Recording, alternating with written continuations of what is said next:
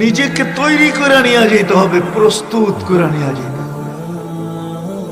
সত্য এটাই, চলে যাবো এখান থেকে, কেউ থাকবে না।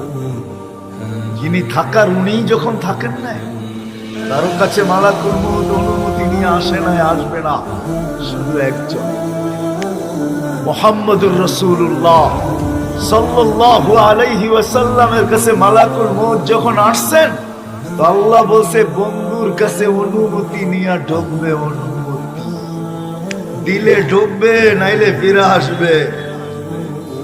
বন্ধু আমার, খবরদার অনুমতি ছাড়া যায় দরজায় ঢুকা যাবে না। আমাদের কারো কাছে অনুমতি নিয়ে আসবে না, ওনার কাছে অনুমতি নিয়ে গেছে। তারপরও বলছে শোনো, ঢুকার অনুমতি দিলেই কিন্তু হাত রাইখা দিবা না, আবার অনুমতি নিবা, রাখবা কি রাখবা না।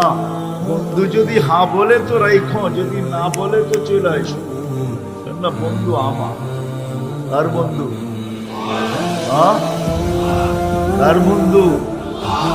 হাবিবুল্লাহ। কার বন্ধু? যার কারণেই তো আমাদের সাথে বন্ধুত্ব।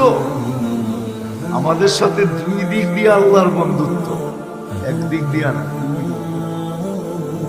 উম্মত তো আল্লাহও চিনে না, রসুলও চিনে না। আল্লাহ যদি চিনত, হুজুররা বলেন আযান নামাজের জন্য ডাকে, আমি বলি নামাজের জন্য। আমার মন বলে একমত হবে কি হবে না জানি না। ভালোবাসা এতটুকুই, রাতটা যখন পার হয়ে যায়, সুবে সাদেকটা যখন উঠে, তো আল্লাহ বলে আয়, কত লম্বা রাত পার হয়ে গেছে, তোর সাথে আমার সাথে কথা হয় নাই, তুই ঘুমের করেছিলি, জলদি ওঠ, আয় আমার সাথে একটু কথা বল।